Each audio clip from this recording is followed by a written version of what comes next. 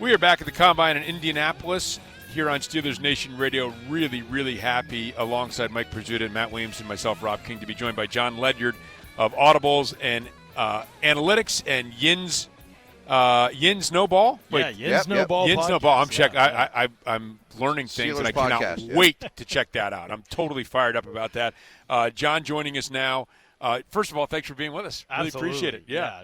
Totally appreciate you guys having me on. Always a pleasure. Combine tradition, but I haven't been here in a couple years. Guys, I haven't seen you in the last couple of years, right? Yeah, so it's good to be back for sure. You gonna get off the camp this year and stuff again too? I hope so. My full-time job kind of interferes with the being able to get to camp consistently, but I usually, if I can get one day off, I usually try to get up there with at least the family and see some That's camp. cool. Yeah. Fantastic. And you're not that far away there?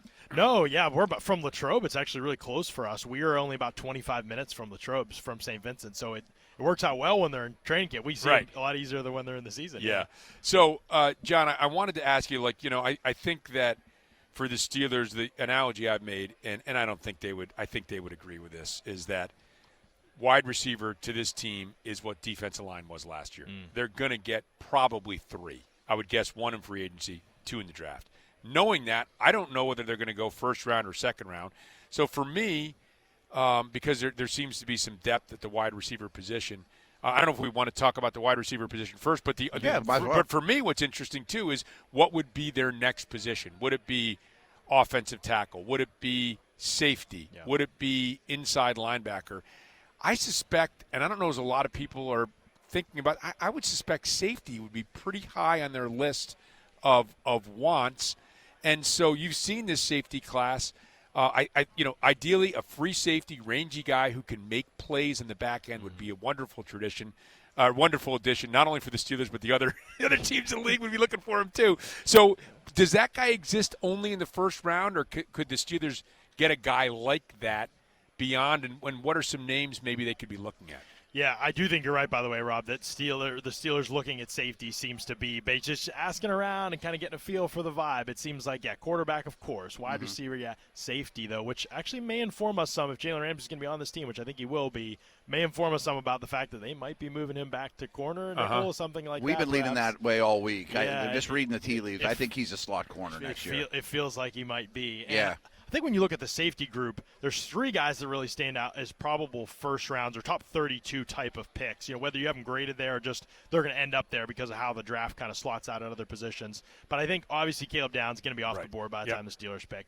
Dylan Thieneman from Oregon is another player that's really interesting. I would say if you're looking at just true free safeties in this class, guys who play on the deeper halves of the field and when you're too high or single high with real range to the sideline. If you watch Dylan Thieneman at Purdue before he transferred to Oregon, you see a guy sits in the middle of the field and reads it out really fast. So he's breaking on throws down the sideline from a single high alignment before the ball's even thrown. And it's like really great feel for everything happening on the field.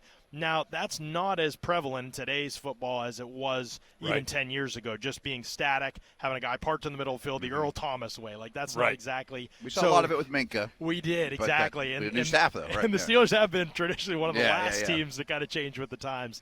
But I would say Thieneman's one. Emmanuel McNeil-Warren, interesting player. I think might be off the board as well. There's a lot of buzz about him. He's a Toledo guy, if people don't remember. Yeah, the Toledo safety. The other guy that's really interesting is LSU safety A.J. Halsey. He's the rangy guy. When you describe the way you described it, Rob, is exactly what A.J. Halsey is. If you watch just his interceptions from this past season at LSU and last season as well when he was at Houston, you're thinking, oh, my goodness, this guy's going top 10 for sure. Now, there's some other rough parts of his game. He's tackling. big, too, for a free. That's the thing. He's 6'2", 224, he told me he played at last year. Wow, as a free safety. Right, but he doesn't really play in the box that well. He's okay there. Tackling needs some cleanup. He can get beat at time. Man coverage stuff is a little bit rough if you ask him to step in the slot.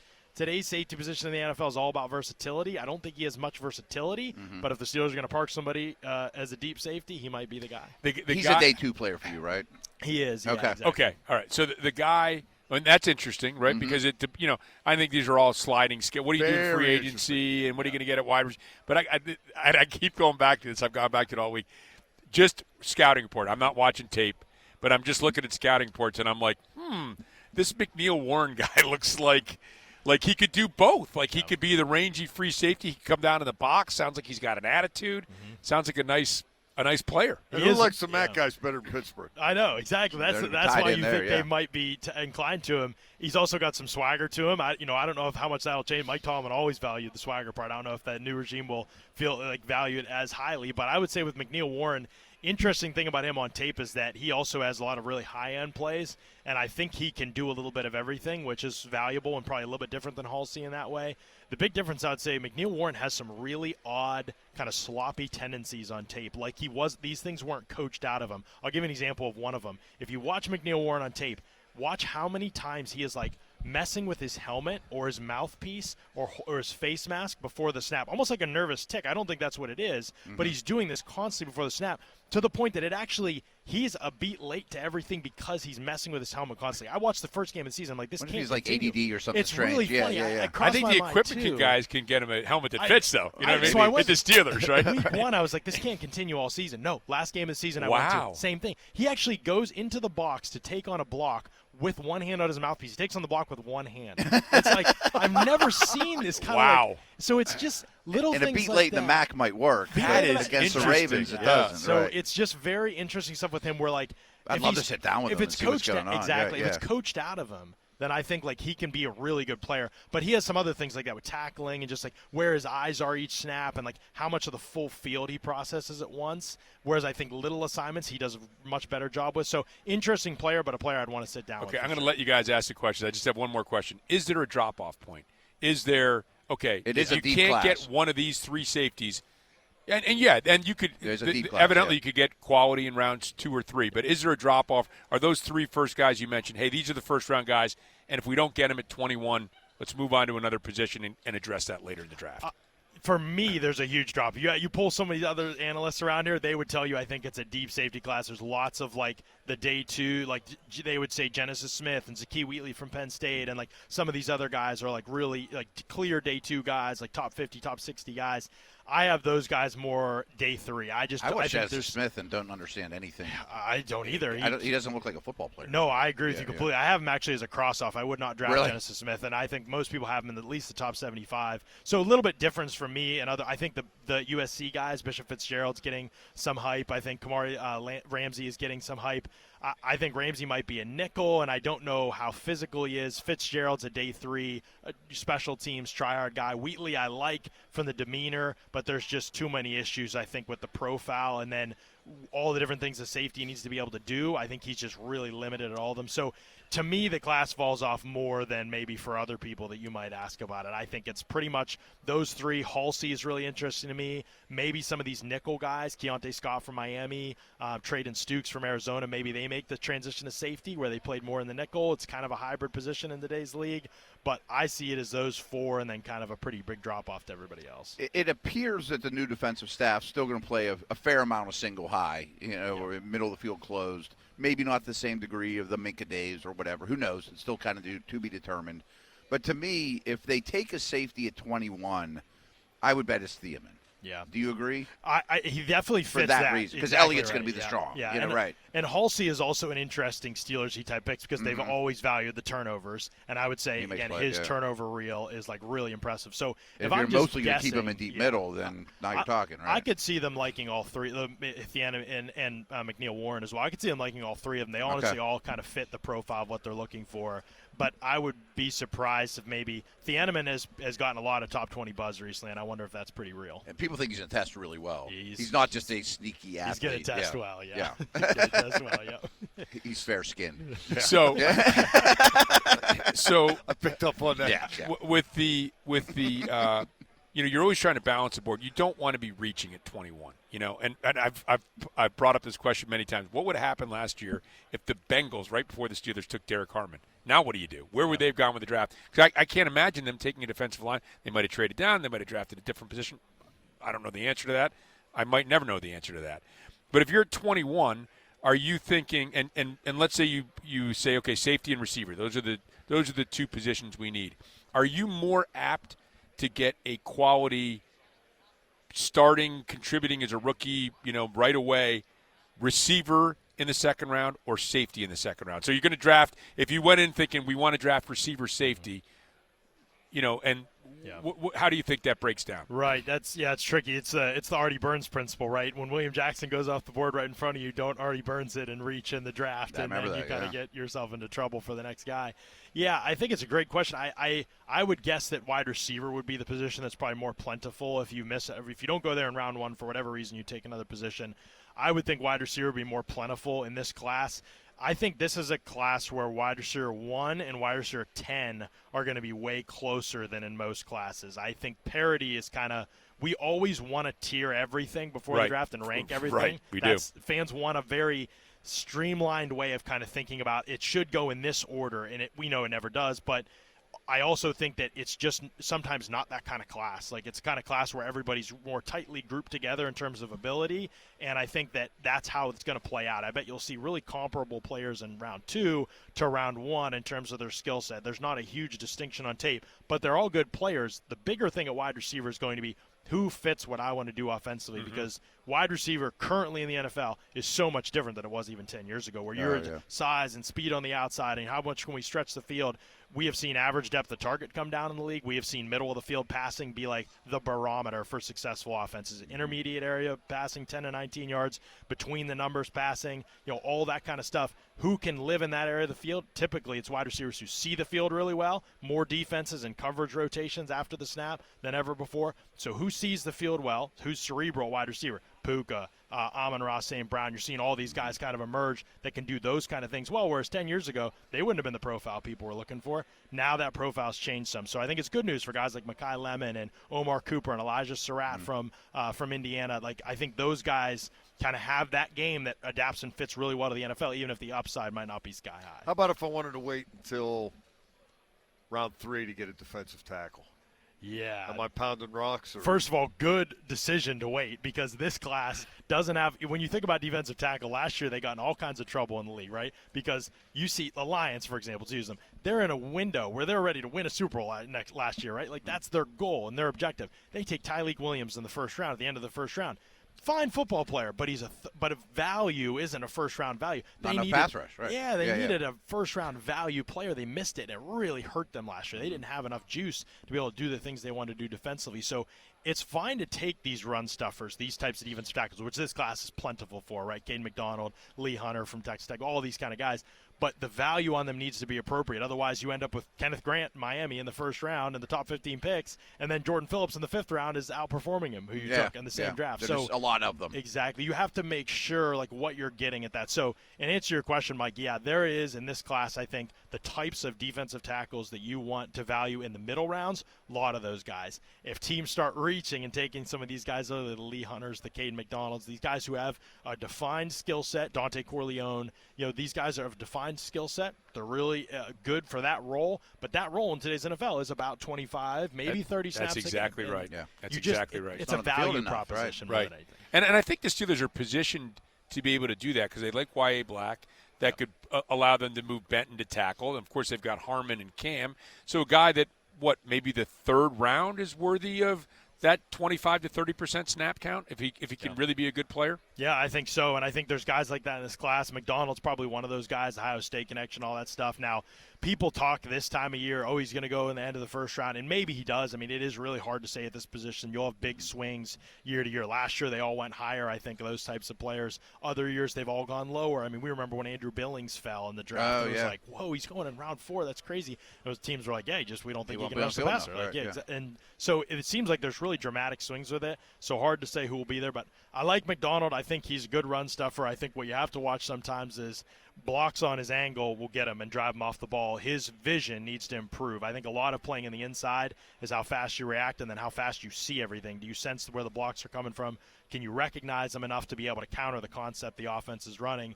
I think he can improve a little bit in that way, but he's the kind of guy you want in the locker room too, which I think will matter a lot to Pittsburgh. And the other part of it is he's talked about the Ohio State connection and the relationships he already has with people in Pittsburgh. So that's one I think that will probably make a lot of sense. Similar to how Zach Frazier, everybody kind of knew it. Right. And going up to it, that it would make sense. This one's one that I think I'd have circled. How about day 3 tackles, offensive tackles? Oh, my goodness. Is there a project? Like, I would love to have the kid rough, from William and Mary last year, Will Grant. Just sitting around for a year. A lump of clay learn. that you don't have to start him this year, but Yeah. maybe next year you can put him in there. Yeah, it's interesting because you are going to be able to probably find guys like that. Where I'm at with the tackle class right now is that I think there's a lot of guys that fit the description that are probably going to go way higher because the class. There's a tax on tackles, right? Yeah. And the class last year was insane. I mean, you can watch all the edge guys in this class and then watch what happened to tackle in college football, and it's like makes the edge guys so hard to evaluate because all the tackles are bad, and so you're just like, what do I do with these guys? And so I think there will be. I mean, where these guys will go in the draft, I think remains to be seen. Like Spencer Fano is going to go high, right? It looks like Monroe Freeling from Georgia is going to go high. This wasn't happening this year. And so, we need a bunch of them. Oh yeah, it's the best part of this combine. Some shrimp cocktail. Yeah, you can't eat it on the air. You won't be able to talk. Yeah, that's true. Oh, we got one for you. My voice will dramatically change. Oh yeah. You won't be a good guest anymore. That's after right, we get a break. So yeah, I think there's guys in the class at tackle that you can look at in day 3, and we'll see.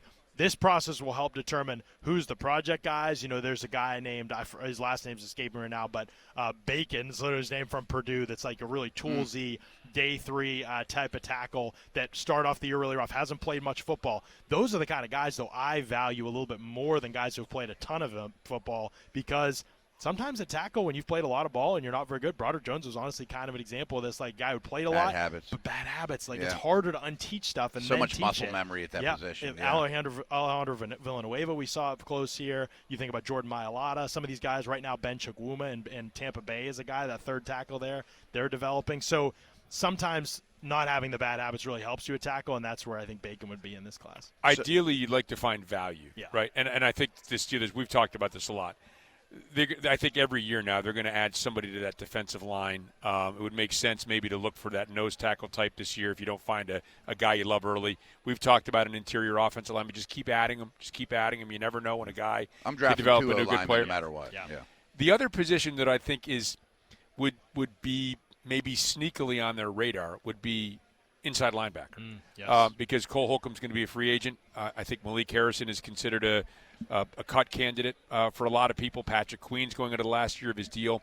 I would think if you could find somebody, I'm not, you got to win this year, so maybe that's not a first or second round pick, but maybe it is a third round pick. Can you find a guy like that? And if they found one with Peyton Wilson, can you find a guy like that in the third round? Yeah, this is a really good linebacker class. That's the exciting part. Now, some of those things are going to require – there's going to be some development needed for some of these guys. And, like, I think of a Jake Golday from Cincinnati, a guy who played kind of like in the overhang, like a big slot type of a role. And I think transitioning to a full-time stacked backer is going to be difficult. Peyton Wilson was in the similar kind of role, and transitioning has been an adventure for him. I think he still has a lot of promise, by the way. I'm hopeful that with a new regime there can be more patience with Peyton Wilson. I think he had a really tough lift last year with how much – and I like Keanu Benton, but how much Benton was in his lap on a regular basis. Like, it's hard to play linebacker when you're still learning to play stack backer, and that's the position you're in consistently. So I'm still excited about his future, but you're exactly right. Malik Harrison probably not going to be a part, and nor should he be, I think, based on his play last year. Mm-hmm. Patrick Queen, contract year. That's one to watch, I think, this offseason. I know it's been floated. Maybe they could release him. I think he would be a player that they'd be interested in trading. At his age, he should still have trade value. He's not a perfect player. If you're not going to extend him, if you already know that. If you already know that and you're not going to extend him, are you really so gung-ho on this year, like we got to have him this year, but we don't want him long-term?